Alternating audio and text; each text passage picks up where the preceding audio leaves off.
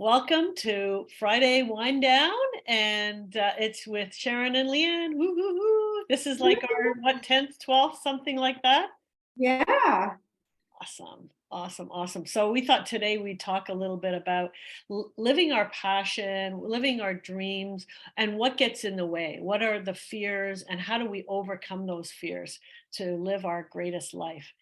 And we're just about to embark on a real exciting but obviously nerve-wracking experience. It was funny because I was talking to my sons who are going, both of them are going to Europe and different ventures and stuff, and also have like excitement and fear. It's like the excitement and fear motion are very closely linked, right? We can feel excited, but then the butterflies, and we can feel nervous and feel butterflies. And Yes. so living with passion, that fire, whatever we're wanting to do, is how do we recognize the uniqueness of that merger of anxiousness and excitement, and how do we ride that wave, and how do we make sure we don't get in our own way with fear, right? So I don't know, do you want to start with anything in particular? What's what you're coming up for what's coming me up for you? Yeah. is as you're speaking, I'm really being with you here, and it's really attachment is coming up for me, because here we are on about to embark, like you said, on this adventure. And it hasn't all been smooth sailing, right? Or it Oh, depends how we look at it. yeah. And what is smooth sailing? So if we look at it, we could say, oh, there's been a lot of like curves in this road. It's certainly not, Yeah. and usually growth and evolution isn't a straight path anyway, Yeah. right? Yeah. So there's been a lot, so within this, living your passion and the possible fears that could come up. And there's been many because we're doing a retreat, a totally different retreat than we've ever done before in a land that I've never been to, and we've never done a retreat there before. So And we've there's a never lot of been to place. unknowns, Yeah. which is very exciting for me, Yeah. but a little bit Ah, like yeah. that. And Right? different kind of topic and approach too. We're talking about Different, tradition, yes. and everything. Yeah. Yes. And so, but of course, we do that because you and I always have antennas out for what is wanted and needed at this time in the universe. And Mhm. then whatever we're going through, we kind of put that energy out there and then attract those women who are want, or their souls want, maybe some of them don't even know consciously, but they're attracted, their souls are attracted to the energy that Mhm. we are emitting, right? And so what I wanted to just come back to the attachments, because I realized if in all of that, if there were so many changes, and so it's really about a letting go and allowing. And I'm so clear that optimum health is all about the ability to go with the flow and allow what is occurring to occur and not want it to be different than it is. And that's where we get resistance. And that's when we start feeling not well in our physical body. Mhm. So, Yeah, and I'll be saying something like similar to a client, and they're like, "Yeah, Leanne, but that's what I want. I learned law of attraction, and I'm in the moment, and I'm experiencing it all, and I'm attracting it, but it didn't come, or it didn't come this way." And the conversation is always about, can you really, really start to believe and get to the idea that everything is working out perfectly for your higher good and evolution. And that's the hardest thing, to see that. And it's like, well, why is me breaking my leg for highest, or why is some losing a partner that for my highest good? And it really takes that self-awareness, self-discovery, looking at your whole life, looking at it from a higher perspective, possibly multiple lives, and really understand that if in 100 years from now we were to look back at this life, we would go, oh yeah, of course, yeah, of course, yeah, of course. But when we're in it, it's very hard to see it. Yes. Yeah. When you're in it, it's very hard to see it. Yes. And I love that you said that, because I'm like, okay, so what makes it easier to see it for me? And for me, it's really keeping my daily routine of mindfulness, Yeah. of create of stretching, of taking my walk in nature, of bringing myself up back to the present moment each time I remember. Hmm. So that grounds me. Hmm. That gives me a solid foundation from which to play. Hmm. Exactly. Right. And so I'm more apt to be conscious of where my consciousness is in a higher or lower frequency. Like, in other words, where's the context of my consciousness? Like, am I thinking? So when we're thinking, like, I think what you were saying is, can we just trust that the universe is working for us? Yep. Yeah. Right. And that's a belief. And maybe somewhere we don't believe it, but it's like almost like fake it till you make it. Can you catch yourself in the lower vibration of, oh, look at all these bad things happening to me? Catch ourselves and then say, wait a minute, the universe is working for me. Oh, yeah. And remind ourselves. But for me, I have to be awake enough to catch myself, and my everyday routine of being in the moment, being present, going deeper inside me, um, helps those moments when Yeah. I'm taken away, when I'm triggered, when I'm in my ego, right? When I'm in fear. Yeah. And I think it's also so by having the practice and by doing it on a regular basis, the more you do anything, the better, more masterful you become. So as you're getting triggered, it will be like, okay, I'm going to feel the emotion, go through it, and then start to experience it, and go, okay, so what is it teaching me? You kind of go back to your basics. What is that? Okay, let me allow the motion. I need to talk to someone, need to vent it, whatever, cry, whatever you need, and then say, okay, now maybe a little bit of time after, whatever. Now, what is it teaching me? What is it for my higher good?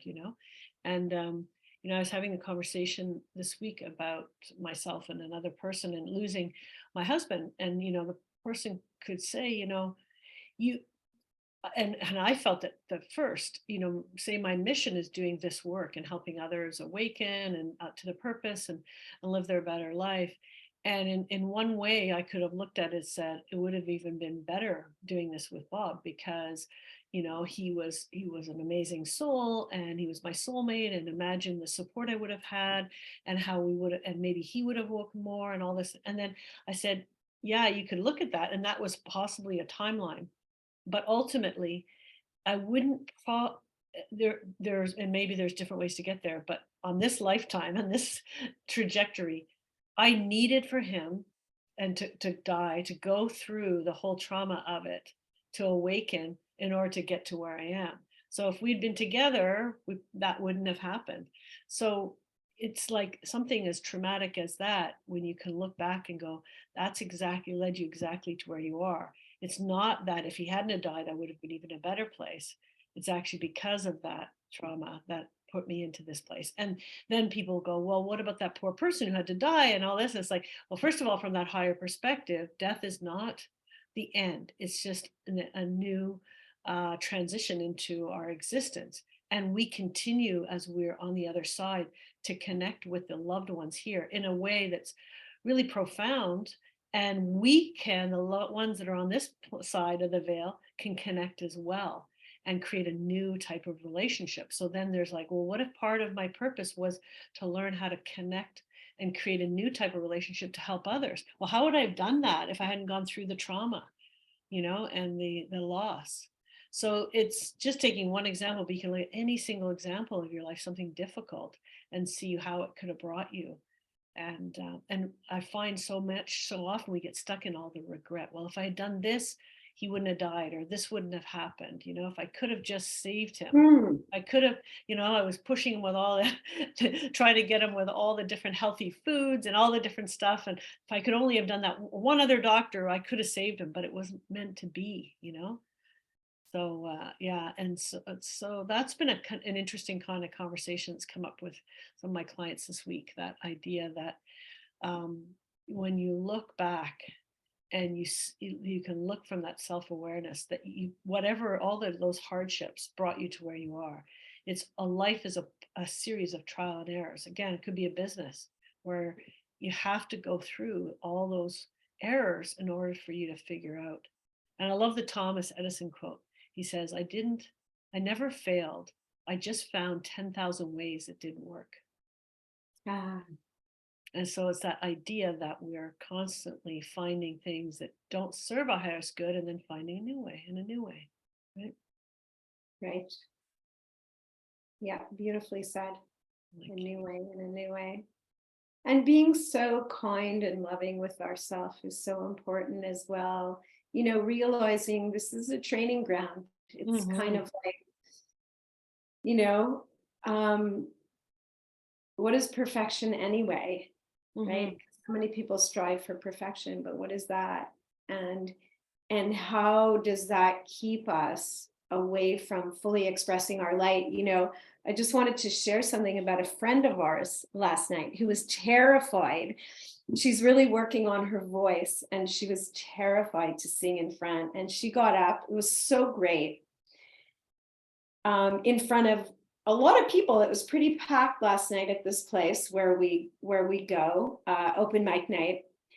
And she did it anyways. And she asked for a few of her friends to support her and be the backup girls to give her kind of a grounding, force behind her.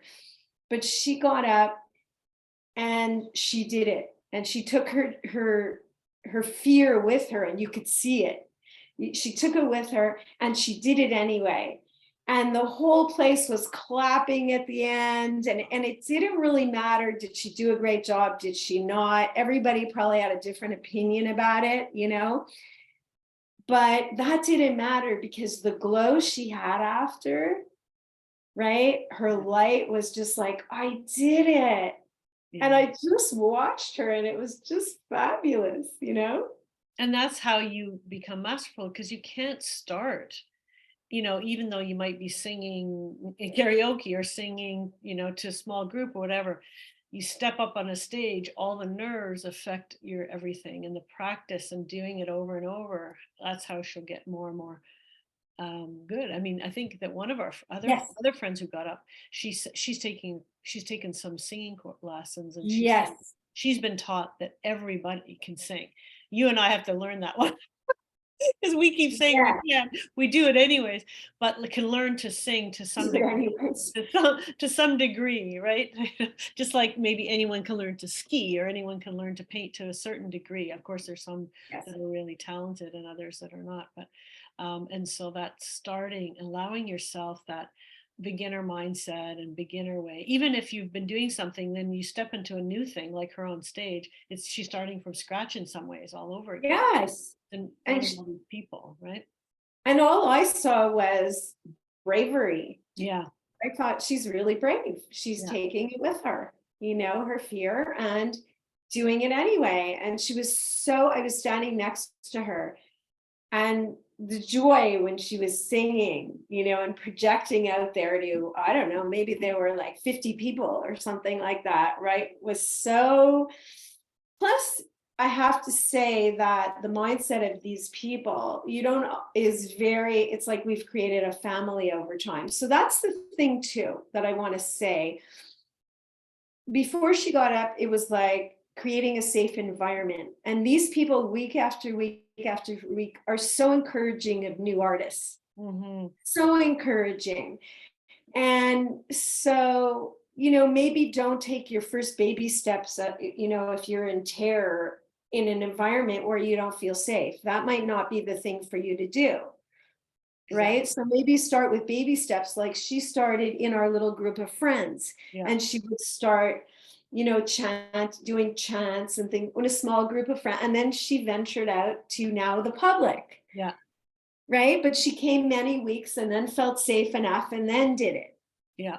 So there's that too, right? I think that's really important, and is that recognizing even the balance between allowing yourself to get out of your comfort zone and be vulnerable and anything, even speaking your truth, versus being either really safe or having a certain level of safety, and trying to find that balance for you, which is right for you and not too much, because if you throw yourself off a cliff, it can be too much and you're like, "Ugh," and Yes. or you Yes.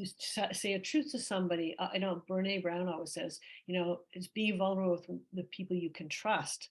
You don't necessarily, and I think you've told me this before, you vulnerable to everybody, and there were a lot of people that didn't deserve to receive your vulnerability, right? And Mm. so it's finding, okay, who are those people that you can be vulnerable with, you can feel that safety with. But you could go so far the other way. It's like, I won't trust anyone, I'll trust that one person, or I'll only trust this one event. So it's very much that balance of vulnerability and Yes. trust and safety, and And I finding think, for oh, yourself. sorry.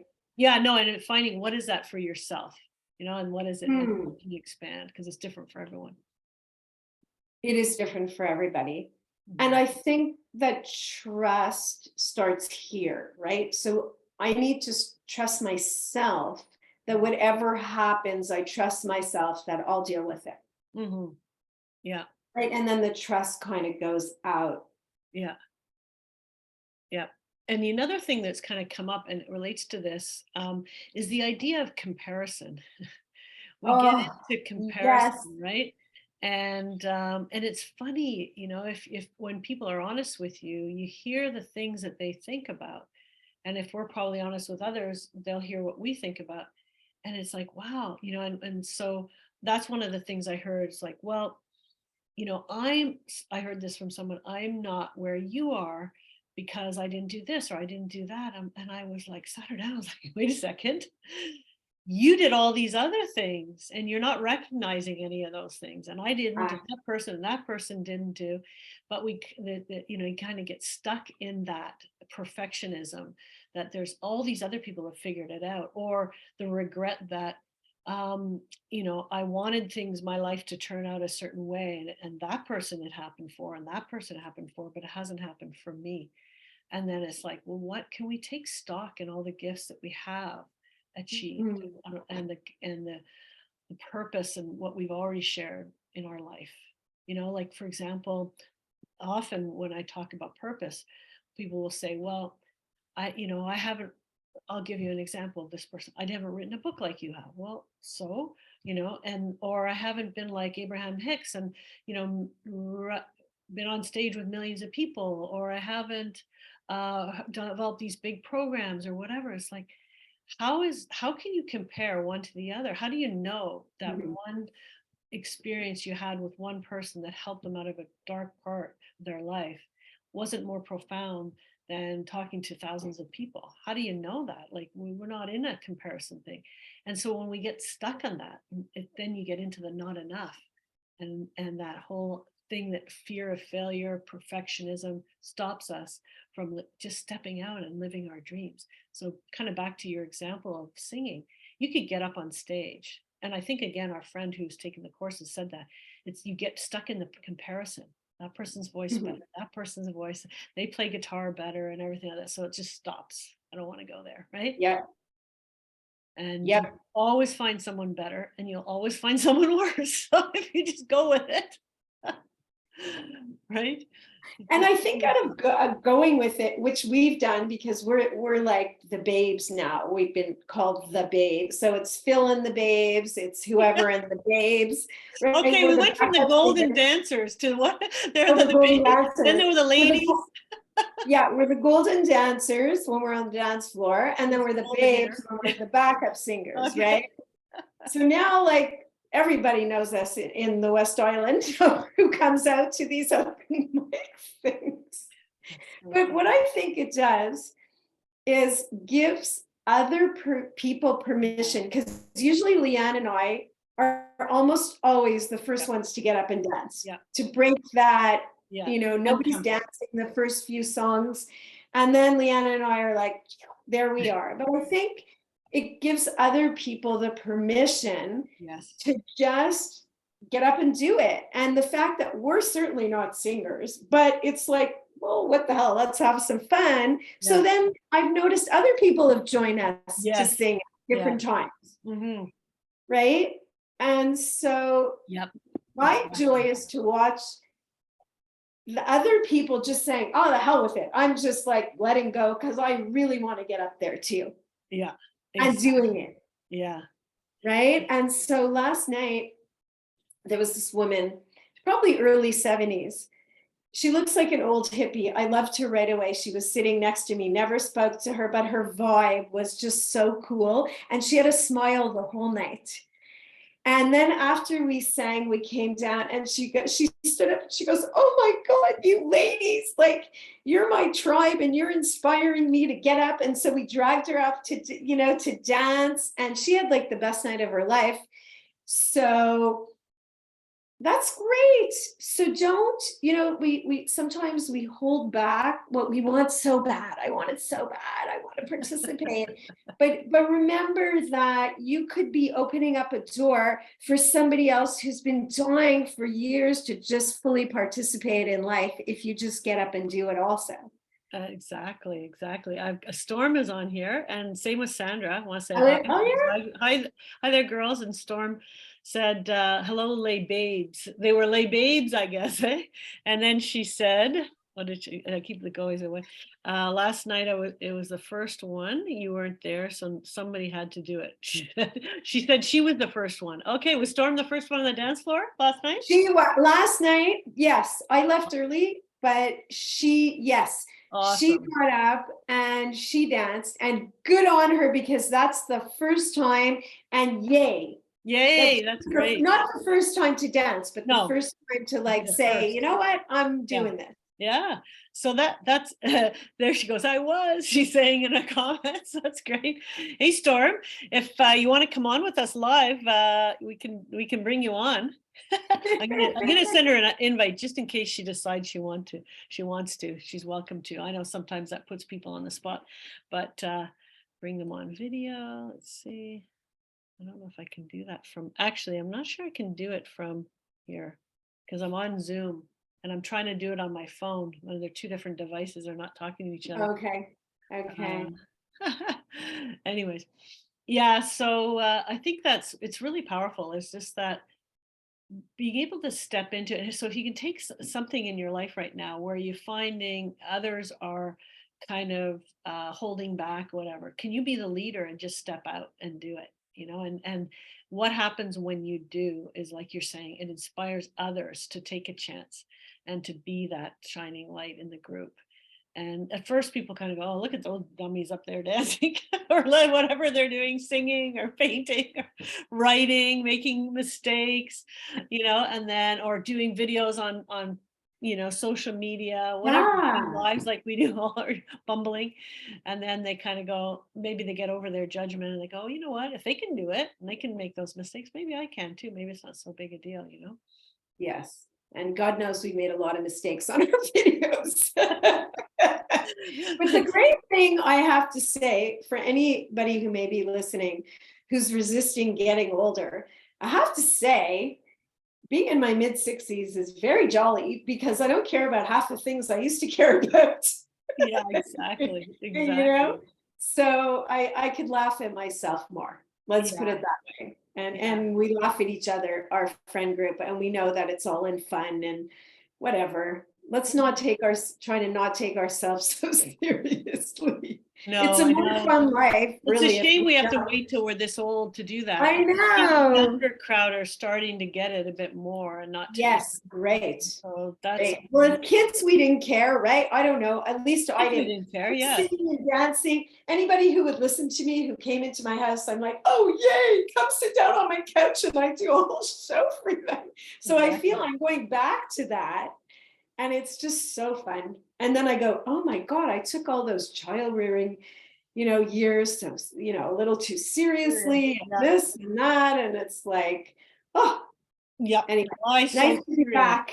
Yeah, I remember that when we started working together, we did our first retreat together locally. And I remember just that kind of, Oh, yeah. that I think the Joker would just come out with the guy who passed away. I can't remember his name, but anyways, and his tagline was "Why so serious?" He was the Joker, and I kept Oh, hearing that in my mind. And being a single mom and working, I just felt like life had gotten so serious, and there was so little just breaking out, having fun. And I remember you did a meditation to kind of find what was, I don't remember exactly how it was, but something that was really bothering you. And I remember it was about dancing.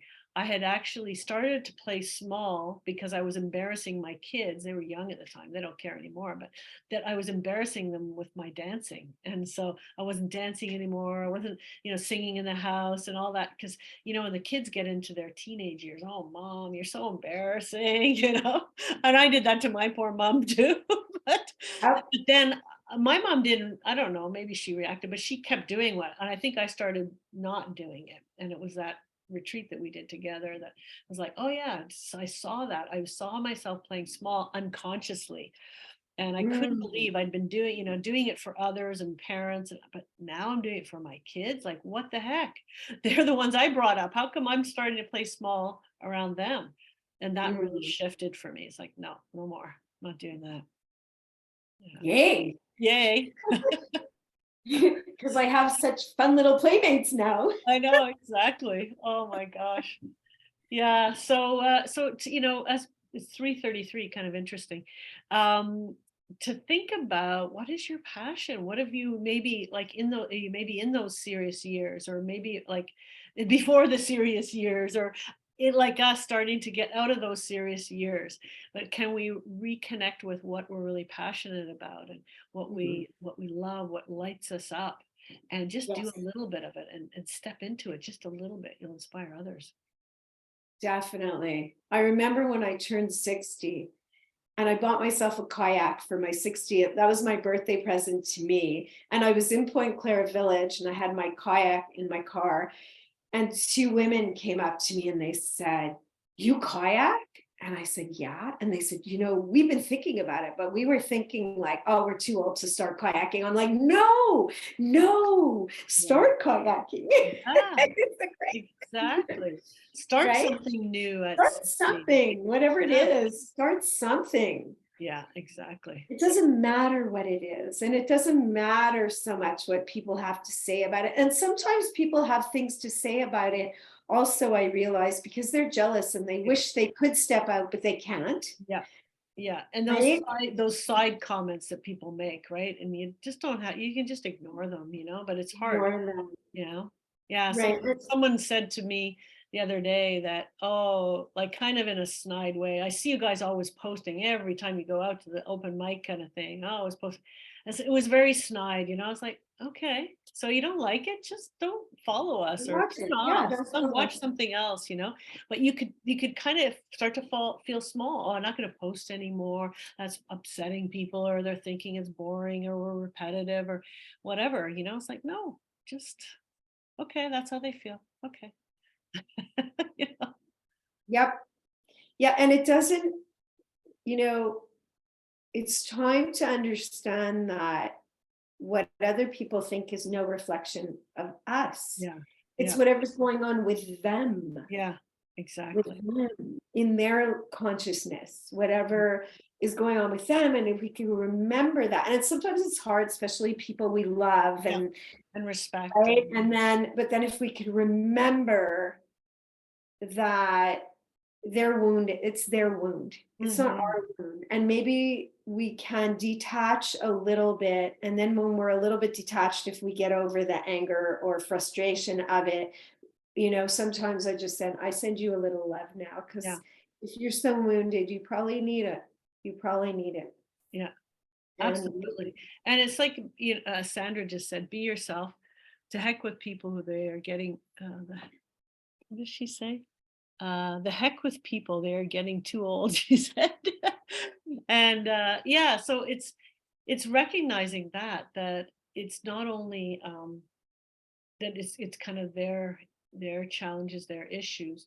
But it could be, you could take it on really easily. It's so easy to say, like, maybe I don't like watching us dancing scene. Maybe they think we look silly, and that's their right to feel that way. And maybe it's not even Sure. an issue that they feel that way. I Yes. said, don't take it on. That means that we can't either do it or share about it, because I bet for everyone that may feel that way, and I'm sure there are more people that feel that way, there's other people that are inspired saying, hey, you know what, maybe I'll come up Yes. one time, so you Yes. cannot please, you can everybody all the time, and you can stand on your So head please and try to yourself. do, yeah, pleasure yourself. It's a whole other, we could do another one.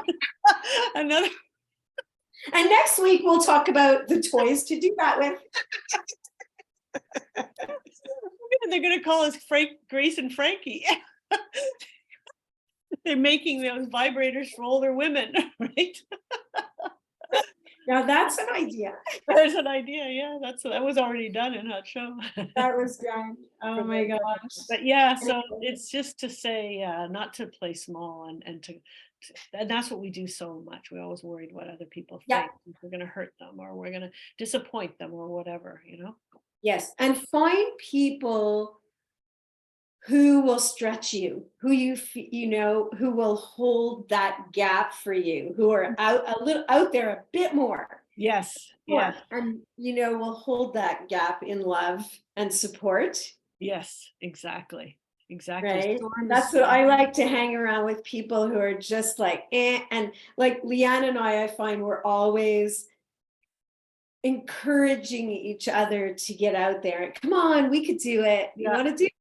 Like Yeah. this, you want to do it? Okay. You want to do it? Okay. Let's talk about our fears. Okay. We clear the space.